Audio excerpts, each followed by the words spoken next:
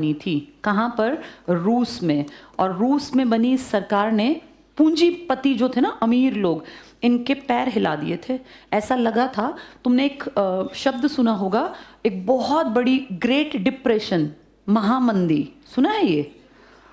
महामंदी क्या थी? अमेरिका जैसे ताकतवर, अमेरिका को ना फर्स्ट वर्ल्ड कंट्री मानते हैं, फर्स्ट वर्ल्ड, और सेकंड वर्ल्ड रशिया को, और हम थर्ड वर्ल्ड, हम तो तीसरी दुनिया के देश है ना। फर्स्ट वर्ल्ड कंट्री मतलब बहुत एडवांस, बहुत पैसा, बहुत संसाधन, बहुत एडवांस्ड उस जमाने के हिसाब से।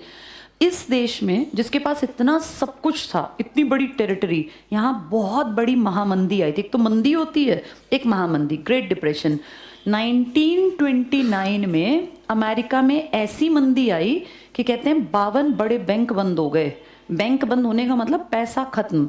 बड़े बैंक जैसे तुम्हारा पीएनबी, एसबीआई टाइप के बड़े बैंक, इतना बुरा हाल हुआ कि सारे मैन्युफैक्चरिंग की यूनिट्स में लगभग सबने लोगों को निकाल दिया।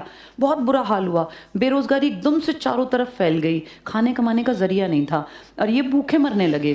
फर्स्ट वर्ल्ड कंट्री अगर भूखी मरेगी तो सोचो बाकी देश दुनिया का क्या होगा। 1929 की ये मंदी, लेकिन पता है अमेरिका तेज था, महज 3-4 सालों में अपने देश को उबार के ले गया। जैसे अगर हमारे यहाँ मंदी आ जाती है तो कई साल लग जाते हैं मंदी से उबरने में। इस टाइम भारत में मंदी है, अगर ध्यान से देखो, नौकरियां नहीं मिल रही, लोग जो है ना वो उतना खर्च नहीं कर पा रहे जितना 5-6 साल पहले करते थे। ये महामंदी थी, लेकिन महज कुछ सालों में ये इस आर्थिक महामंदी से उबर गए। कारण ये थोड़े समझदार थे, इन्होंने प्लान किया कि कैसे मंदी से उबरा जाएगा। उस टाइम पे जब ये बहुत मंदी में थे ना, तो सेकेंड वर्ल्ड कंट्री लगातार आगे बढ़ रही थी। रशिया नई नई फैक्ट्री लगा रहा है, बांध बना रहा है, इंफ्रा डेवलप कर रहा है। तो सबकी नज़र गई कि यार ये कैसा टाइम है जब फर्स्ट वर्ल्ड कंट्री तो नीचे आ रही है और रूस का ग्राफ लगातार, इसका एरो ऊपर और ये पहले से नीचे गिर रही है। तो लोगों का झुकाव किस तरफ होने लग गया? रूस की तरफ। तब फिर अमेरिका के सिर पे खतरा मंडराया था कि अगर सारी दुनिया रूस को फॉलो करने लग गई तो फिर सब जो ये सर्वहारा वर्ग है ना, मजदूर किसान, इनकी सरकार बनाने की पैरवी करेंगे। और अगर मजदूरों और किसानों के हाथ में ताकत आ गई तो पूंजीपति तो बर्बाद हो जाएंगे। जबकि ये तो टिके ही पूंजीवाद के ऊपर थे, ये तो बेसिकली पूंजीवादी है ना कि भैया पैसा लगाओ, पैसा कमाओ। यहाँ ज़्यादा भिखारी गरीब लोगों का एग्जिस्टेंस नहीं रखने देंगे अपने देश में, यहाँ मेंटेन नहीं कर पाएगा कोई भी बहुत गरीब आदमी।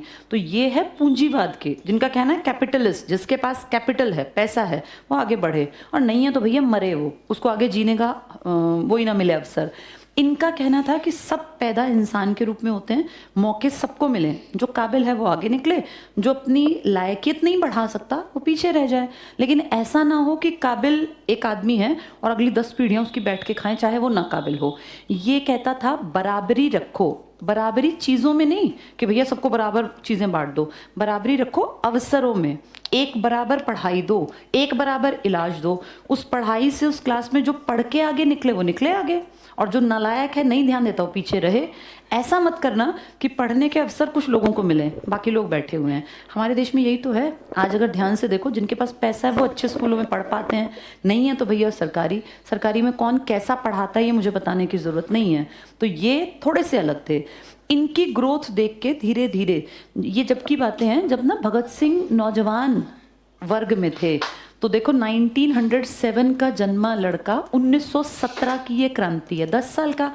विचार धीरे धीरे बनते हैं ना। मैंने अभी क्या कहा, 9th के बच्चों को हम यहाँ बैठाते हैं तो धीरे धीरे उनका दिमाग खुल जाएगा, बढ़ जाएगा। कितनी उम्र होती है 9th में? 13-14 साल। तो उस टाइम पे ये और अच्छे पढ़े लिखे परिवार के थे, इनका दिमागी विकास तेज था। तो जब ये देख रहे थे कि भैया जहाँ सर्वहारा वर्ग आया वो आगे बढ़ा और जहाँ पूंजीवाद था वो नीचे गिरा, इसीलिए ये बात करते थे सोशलिज्म की। सोशलिज्म क्या होता है? समाजवाद, कि सारे समाज का हक हो हर चीज़ पर, फिर उसमें से जो काबिल है वो आगे बढ़ेगा। इसीलिए आपके देश में जो ये पार्टी बनी थी ना, HSRA, ये कब बनी मैंने क्या बताया? 1928। तो 1907 का लड़का 1928 में कितने का हो गया? 21 साल का ना।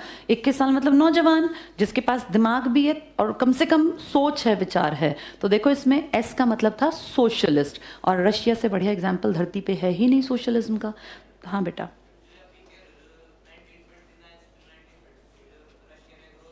हाँ हाँ, यूएसएसआर था, वो मैं बता देती हूँ। रशिया जो है ना, पहले रूस था, बाद में इस देश ने क्या किया, जैसे इसने अपनी विचारधारा बढ़ाई तो इसने आसपास के, उस टाइम पे ना ऐसे नेशंस नहीं थे जैसे आज हैं, नेशन स्टेट हैं। तब क्या होता था, छोटे छोटे से एरिया थे और कोई भी राजा, मान लो यहाँ एक राजा है इस एरिया का, इन सब पे कब्जा कर लेता था। अब प्रॉब्लम क्या थी, इस राजा की जो भाषा है वो इनमें से किसी को समझ में नहीं आती, इनका जो खान पान पहनावा है वो सबका अलग है। तो ये ना हमेशा कलेश में फंसे रहते थे कि ये कभी अलग होना चाह रहे हैं, कभी ये, क्योंकि इनके राजा को इनकी बात समझ में ही ना आए। तो फिर ये कॉन्सेप्ट आया था नेशन स्टेट, यानी एक देश ऐसा होना चाहिए जिसकी बोली, पहनावा, खान पान कुछ तो मैच करता हो। ऐसा ना हो बिल्कुल, अब जैसे कोई बिल्कुल ऐसा यूरोप का एरिया और कोई बिल्कुल पिछड़ा एशिया का एरिया या अफ्रीका का, तो उनकी सोच समझ, कपड़े सब अलग हैं, वो कहीं भी दिमाग एक तरह से एक नहीं हो सकता। ये कॉन्सेप्ट आया और उस ज़माने में रशिया को उभरने का एक तरीका दिखा कि जब यहाँ पे सर्वहारा वर्ग की सरकार आई ना, तो इनको दिखा कि यार एरिया बढ़ाना चाहिए। एरिया बढ़ाने से क्या होगा, संसाधन बढ़ेंगे, ज़मीन बढ़ेगी, ज़मीन से ही तो खेती करेंगे, ज़मीन में से ही रिसोर्सेज निकलेंगे। तो इन्होंने आसपास के देशों को ना अपनी बातों से, क्योंकि उस टाइम कोई इस तरह से अलग बटे हुए थे नहीं, इन्होंने अपनी बातों से इनको इम्प्रेस करके और अपने साथ मिला लिया। और धीरे धीरे करके इसने अपना नाम रखा USSR।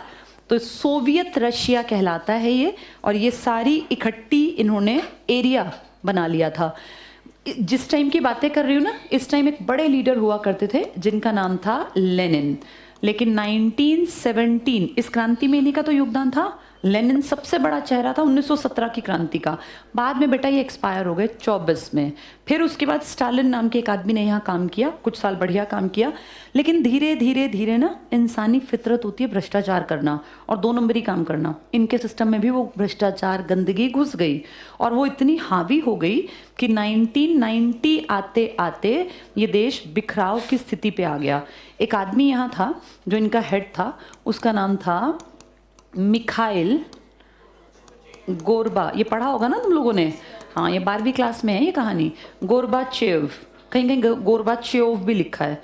तो इसने कहा मैं सब कुछ बदल दूंगा, बड़ी तेज गति से इसने काम किया। कुछ लोगों को लगा यार ये ज़्यादा ही रेल की तरह भागा जा रहा है, कुछ लोगों ने कहा यार हम रेडिकल्स हैं, हमें तेरा सिस्टम समझ में नहीं आया। 1991 में ये आदमी गया मर। इस आदमी के मरने के बाद USSR को कोई नहीं बचा पाया और धीरे धीरे करके अलग अलग देश इसमें से टूटते चले गए। 1991 में एक देश इसमें से आज रशिया कहलाता है, रूस कहलाता है। बाकी तुर्कमेनिस्तान, कजाकिस्तान, किर्गिस्तान, सुने होंगे ना नाम तुमने, ताशकंद, बेलारूस, यूक्रेन, जितने ये ऐसे अजीब अजीब से नाम है ना, ये सब इसी के आसपास हैं। अटके 15 हिस्से अलग अलग हो गए। इन 15 ने कहा भाई पुराने वाले USSR ने कर्जा भी तो ले रखा होगा किसी से, हर देश दूसरे से पैसा लेता है, कोई जिम्मेदारी होती है। तो सबने कहा भाई उनके कर्जे वर्जे कौन चुकाएगा जो उन्होंने ले रखे हैं, क्योंकि ये तो बेटा 1991 में टूटा, इससे पहले वर्ल्ड बैंक था ना, तो वर्ल्ड बैंक से पैसा उधार ले रखा था, भाई जिम्मेदारियां थी। तो कहा अब उसकी सारी जिम्मेदारी कौन लेगा, तो रशिया आगे आया। रशिया ने कहा USSR के सारे काम मैं करूंगा, जो जिम्मेदारी है ना पैसा लौटाने की मैं लौटाऊंगा, लेकिन फिर USSR की पोजीशन भी मेरी होगी। क्या पोजीशन, USSR को UNO में वीटो पावर मिली हुई थी। अब वो वीटो इन 15 में से किसको मिले, जो जिम्मेदारी लेगा। भाई सारे कर्जे चुकते कर, तू उसका अगली पीढ़ी का वंशज अगर बनना चाहता है तो उसके हक तुझे मिलेंगे, तो जिम्मेदारी भी तू ही निभाएगा। तब फिर रशिया ने कहा कि ठीक है, वीटो भी मेरी, पावर भी मेरी, और सारा पैसा मैं दूंगा जो बकाया था USSR के ऊपर। तो एज इट इज USSR की पावर किसको ट्रांसफर कर दी गई, बाकी सब छुटकू वुटकू से आज भी चल रहे हैं। और फिर उनमें से 11 इकट्ठे हो गए 1991 में। उन्होंने कहा भाई अलग अलग रहेंगे, इंडिपेंडेंट रहेंगे, लेकिन फिर भी अपना एक प्लेटफॉर्म बनाते हैं। इसमें से टूटे हुए 11 ने ही एक अपना प्लेटफॉर्म बनाया जिसको नाम दिया जाता है CIS। ICS को उल्टा थोड़ा घुमा दिया। CIS का मतलब है कॉमनवेल्थ ऑफ इंडिपेंडेंट स्टेट्स, यानी हम जो अलग अलग हो गए इंडिपेंडेंट हैं, अपना एक साझा मंच बना रहे हैं। तो इसे क्या नाम दिया गया, कॉमनवेल्थ ऑफ इंडिपेंडेंट स्टेट्स। ये सब अब की कहानियां हैं, तब सारी धरती पे सब लोग जो थे वो एक्टिव थे। ये 1991 की कहानी सुनाई मैंने। रशिया कोई बहुत पहले से ऐसा नहीं कि नंबर 1 पे था, रशिया ने बहुत ग्रोथ की है और सन 2000 के बाद तो रशिया स्पीड से अपने आप को बदलता चला गया। एक ज़माने में रशिया हमारी तरह था, ये पूरे का पूरा कृषि प्रधान था, 85% लोग यहाँ खेती करते थे, लेकिन फिर इन्होंने अपने यहाँ बदलाव शुरू किया और आज आप देखो जो ये पुतिन है, किसी की सुनता थोड़ी ना, अपने हिसाब से चलता है। इसने जब यूक्रेन पे अटैक किया तो कितने देशों ने कहा भाई गलत कर रहा है, नहीं सुना, नहीं सुना तो नहीं सुना, अपनी मर्जी। और यूएनओ भी कुछ नहीं कर पाई, यूएनओ तो वर्ल्ड की सबसे बड़ी संस्था है ना, खुलेआम तुम्हारे सामने यूक्रेन पे अटैक हुआ, मिसाइल्स के अटैक किए, बम गिराए, लोग मरे, उसके बिल्डिंग ध्वस्त हो गई। ये अब की बात कर रही हूँ, 2022 में ही तो किया था इसने सब, हम सब ने लाइव देखा। तो देख लो ये होती है चीज़ें कि भैया सब मना कर रहे हैं फिर भी अपनी मर्जी चला रहा है।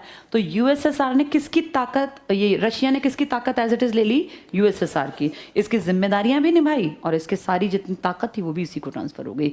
ये था यूएसएसआर और रूस का केस। आ गया समझ में? जैसे ये सब समझ में आएगा ना, पेपर में कहीं क्वेश्चन जब आएगा तो तुम्हें समझ रहेगी, तुम टिक मार्क कर पाओगे। बताओ रशिया पुराना क्या था? पहले एक टाइम पे वो रशिया था, फिर वो यूएसएसआर बना, फिर वो रशिया प्लस अदर कंट्रीज। कितनी कंट्रीज ने एक साझा प्लेटफॉर्म, नहीं साझा 11 ने किया। क्या नाम रखा अपना? 21 मई को ये अपना डे मनाते हैं। 21 मई 1991 को ये सब इकट्ठे हुए थे, इंडिपेंडेंट थे कि हम स्वतंत्र हैं। भाई तेरे राष्ट्रपति की बात मैं नहीं मानूंगा, 11 ने कहा तेरा राष्ट्रपति तेरा, मेरा राष्ट्रपति मेरा, लेकिन एक कॉमन प्लेटफॉर्म बनाते हैं जिसको नाम क्या दिया गया, कॉमनवेल्थ ऑफ इंडिपेंडेंट स्टेट्स। ये कितने राज्य बताए आपने? 11। टोटल कितने टूटे थे? इनमें से सारी पावर जो यूएसएसआर की थी वो किसने ले ली? रशिया ने। और आज अगर हम रशिया की बात करें तो हम एक बड़े हिस्से को, हमारे दिमाग में मैप आता है तो सबसे बड़ा हिस्सा आता है। सोचो पहले 14 उसके साथ थे, तो वो दुनिया का सबसे बड़ा एरिया में देश आज भी है। अगर आप सर्च करोगे ना एरिया में नंबर 1 तो किसका नाम आता है? ये तब है जब उसमें से कितने अलग निकल गए? 14। अगर उन सबको भी तोड़ इकट्ठा कर लें, सोचो कितना बड़ा ग्रुप बन गया। अमेरिका को टक्कर इसीलिए दे पाया था रशिया, क्योंकि इसके पास साधन थे, इसके पास संसाधन थे, एरिया था जिसमें खेती करके, मैन्युफैक्चरिंग यूनिट लगा के, रेलवे ट्रैक्स बिछा के ये आगे निकला था। ठीक है, चलो ये सारी बातें ना NCERT में जितनी बताती हूँ